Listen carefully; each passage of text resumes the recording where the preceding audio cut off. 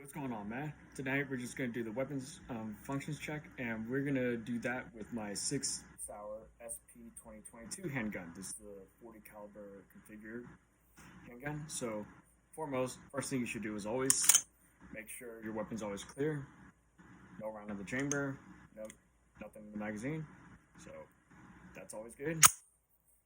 And then, of course, this weapon does not have a safety. The only real safety you have is the decocking levers. So decock the hammer. And then these are those little snap cap bullets I was mentioning. So, I mean, obviously, it's to simulate the real bullets, but that's it. And then it's hard to see, but you should see like a little notch.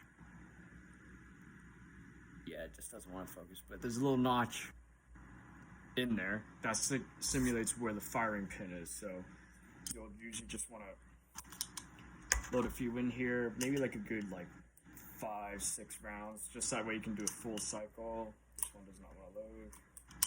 Yeah, just cycle the rounds through the handgun, and then that very, very last one before you even cycle it, just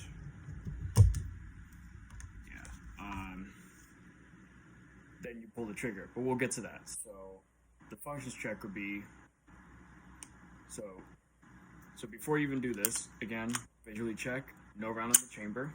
So first pull,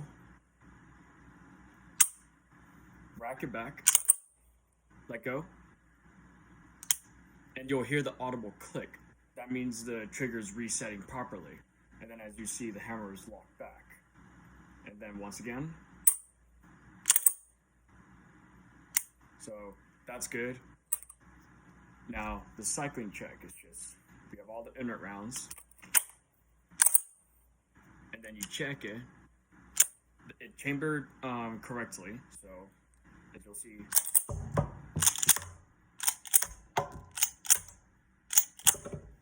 And then that last round.